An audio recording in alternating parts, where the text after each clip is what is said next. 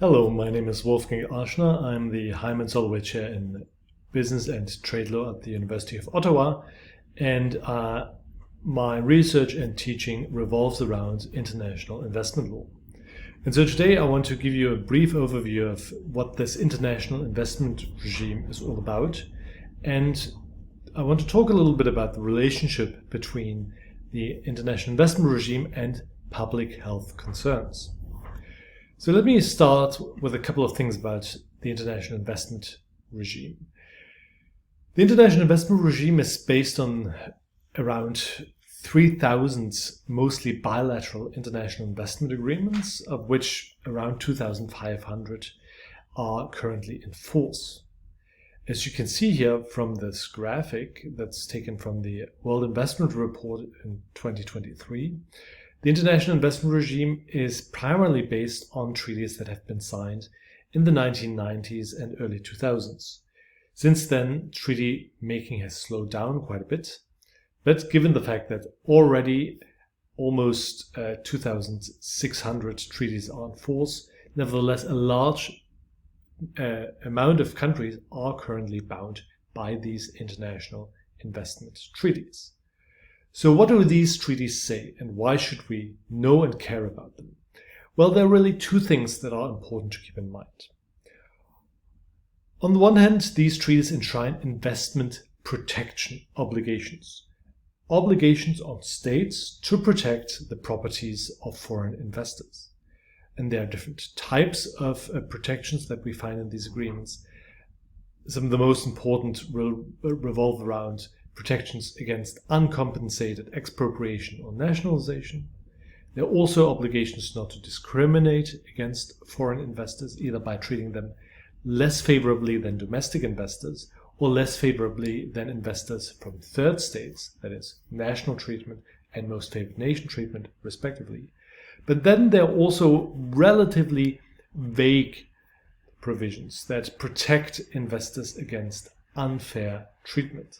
And those in particular have been problematic in international investment treaties because they have been interpreted to give quite extensive protections to foreign investors against regulatory interference by the host state. There are also other types of investment obligations, such as free transfers of funds, obligations relating to the management of these companies so that they can employ foreign nationals, for instance. But the ones that I've been talking about are really the most important for our purposes. And we'll come back to some of those when we talk about the relationship between international investment protections and public health. Aside from these substantive protections, what is really important to know about the international investment regime, and which really makes it very unique in the space of international law and international governance, is that these foreign investors can enforce the protections in these investment treaties directly against host states. And that is through a mechanism called investor-state dispute settlement, or ISDS, investment arbitration. So foreign investors can bring claims directly against host states based on a treaty violation before these international tribunals. And if they are successful, they can win monetary damages. That means the host state has to compensate a foreign investor for any losses that have been caused by a treaty breach. And in some instances, those losses can be very significant. Some treaty awards have awarded upwards of multi-billion-dollar awards to foreign investors, which of course can then hurt the budgets, especially of developing countries, very severely.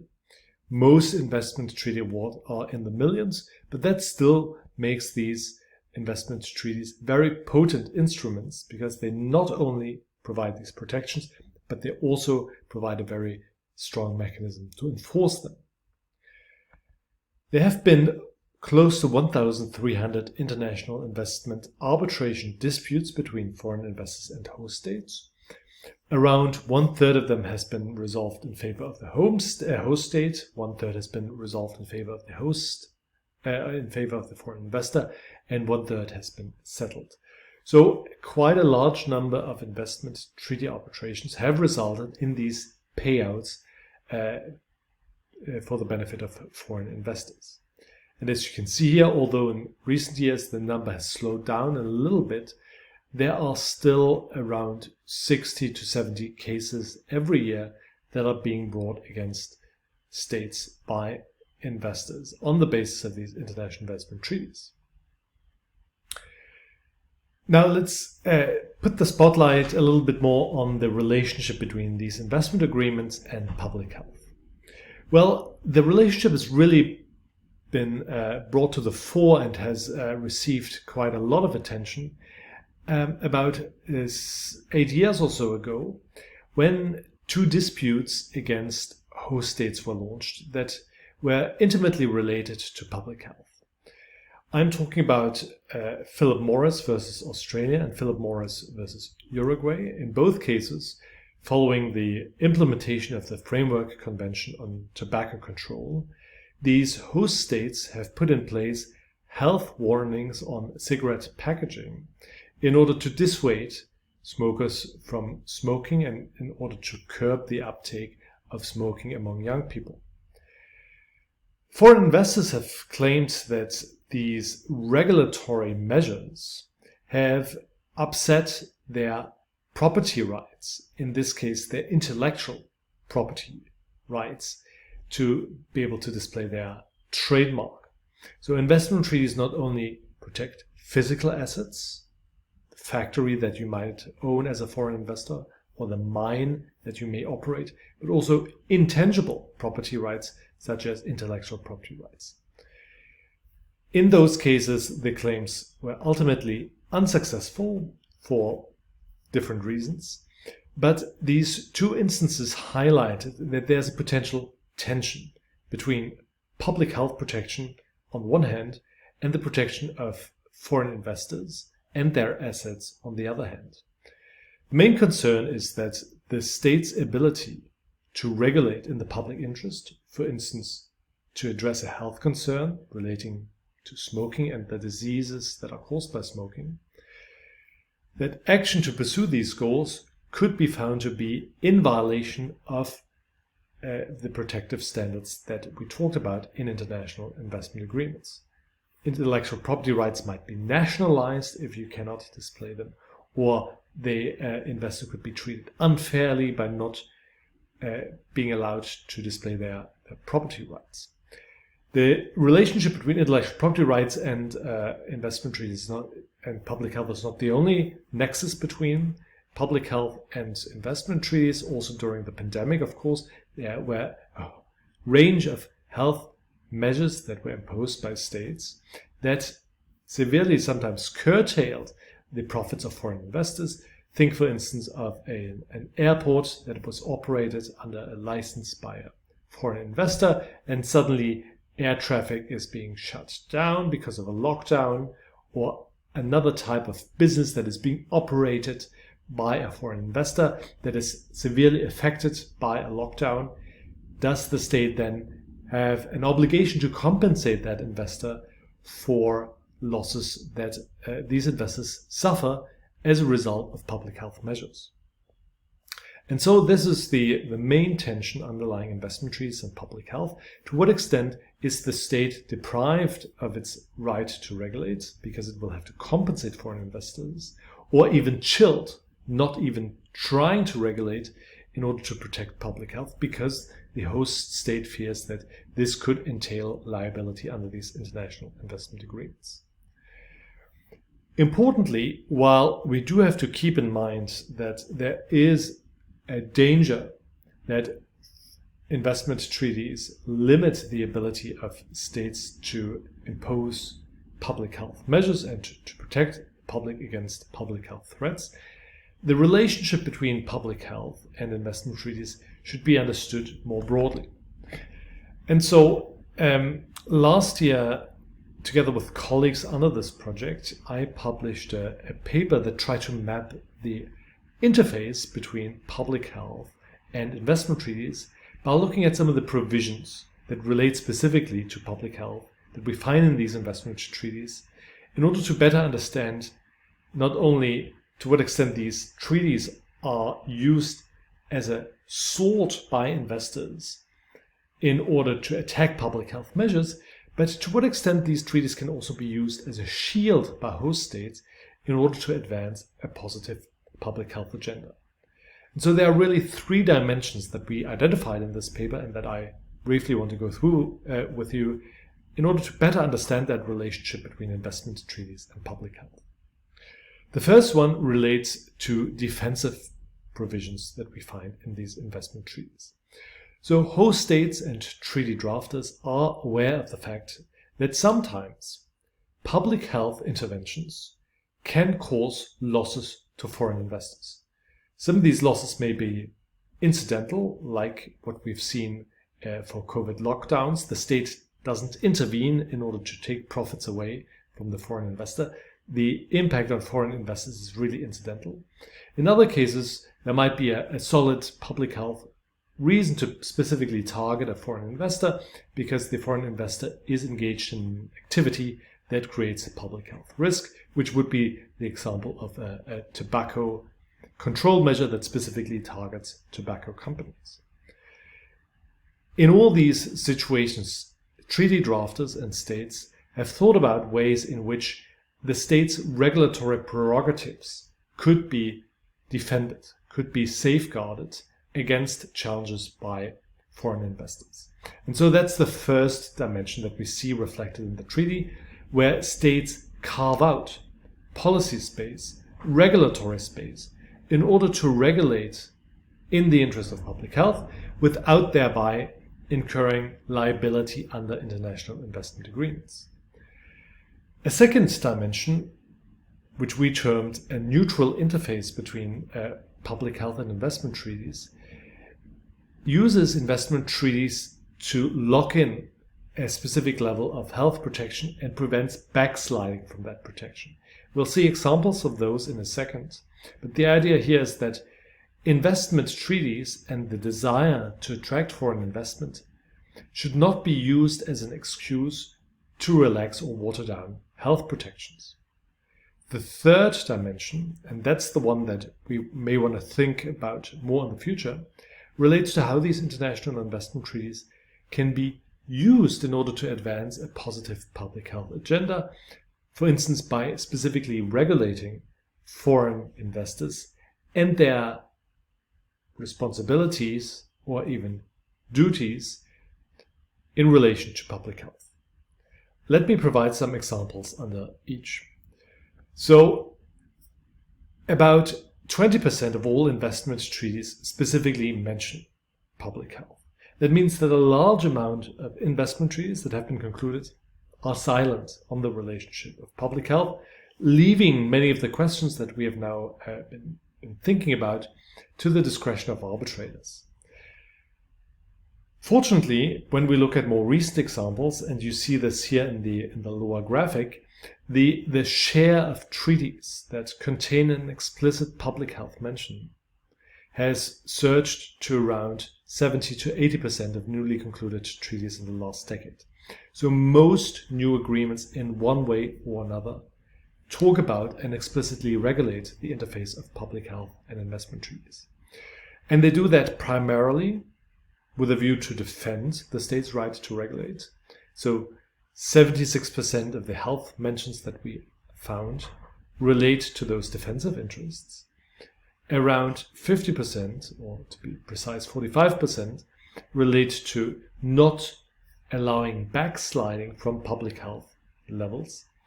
And only a small minority, but we believe a growing minority, relates to using investment treaties to advance a progressive public health agenda.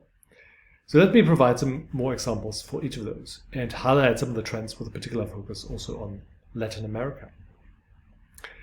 Let us first consider these defensive provisions. So there are many ways in which defensive provisions might be inserted into investment treaties.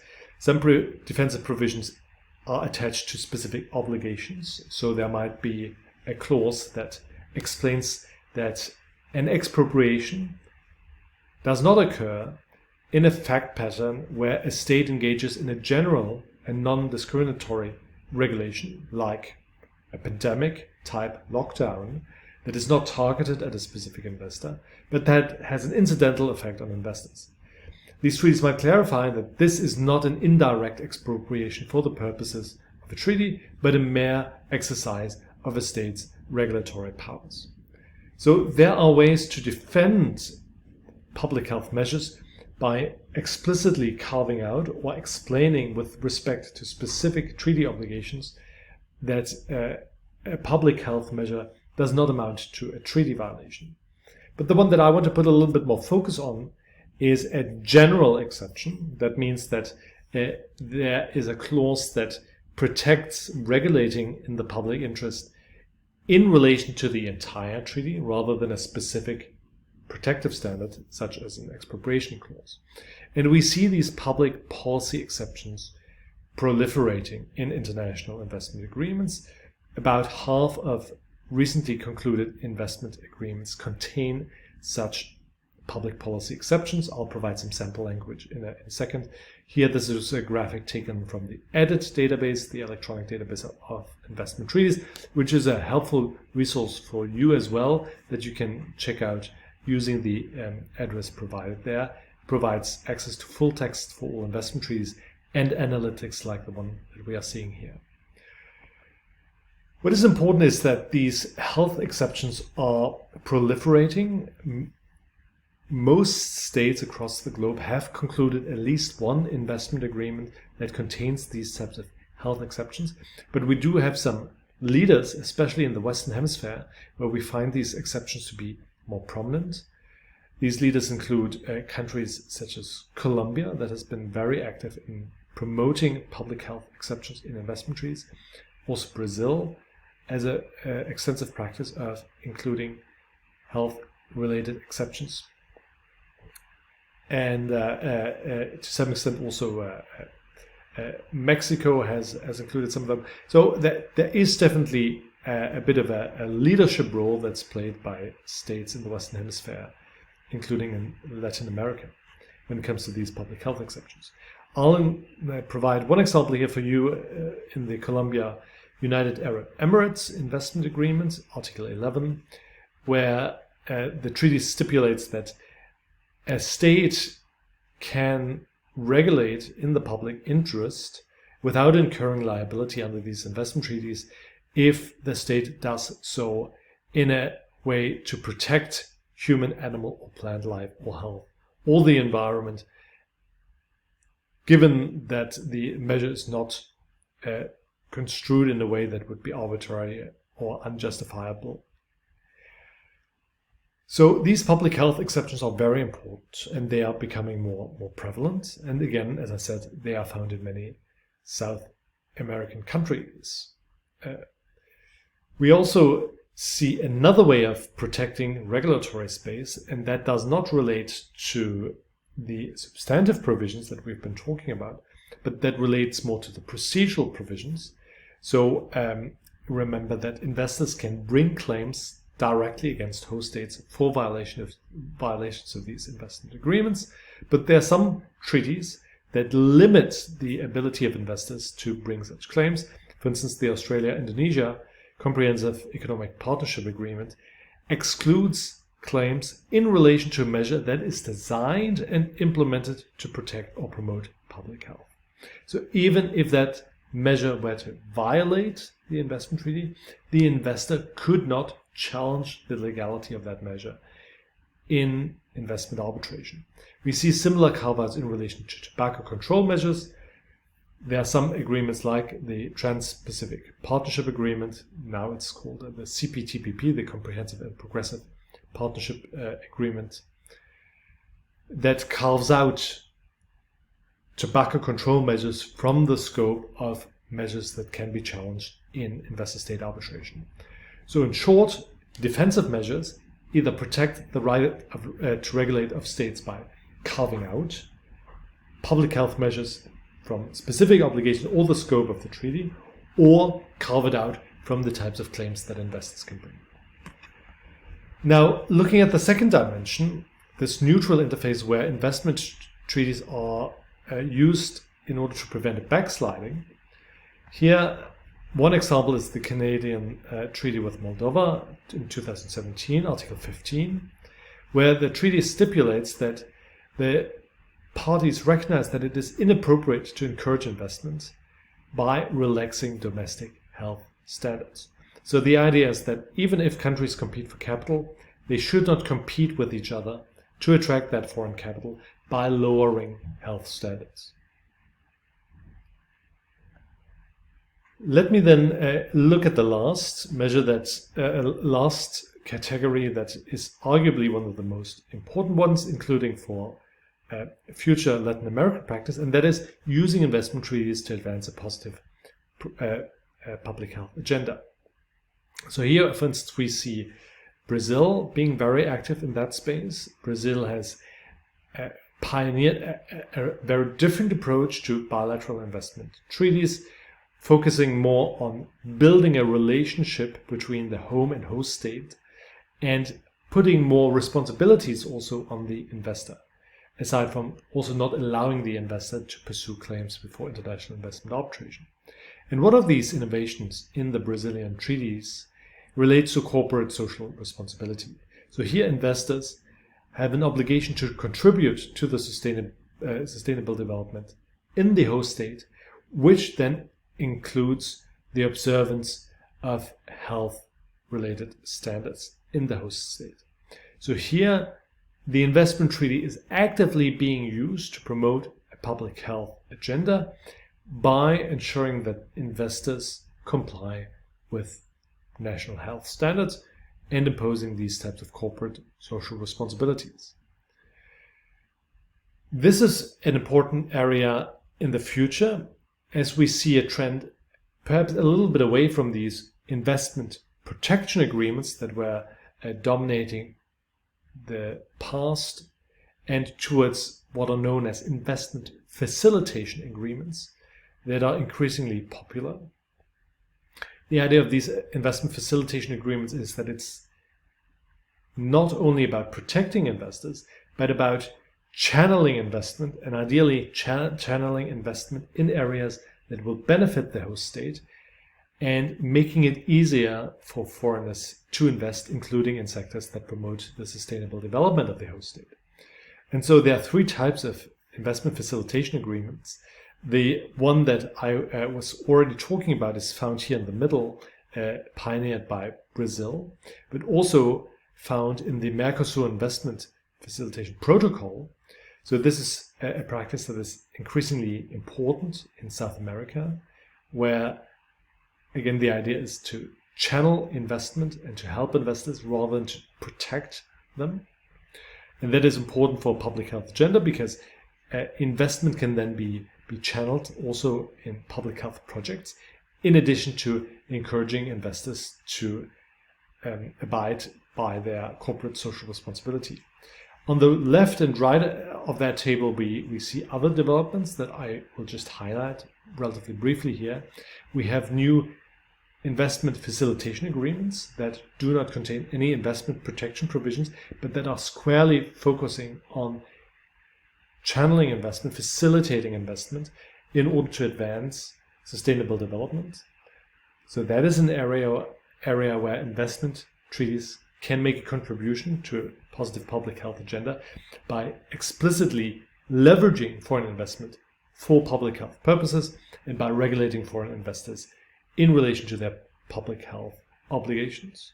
And then on the right, we see traditional investment agreements, so those investment agreements that are really about protecting rather than facilitating or promoting investment, that include more and more of these facilitation clauses. So here we are not fundamentally changing the treaty design, but we are inserting specific clauses that further the development of investment in a sustainable direction, including for public health agenda.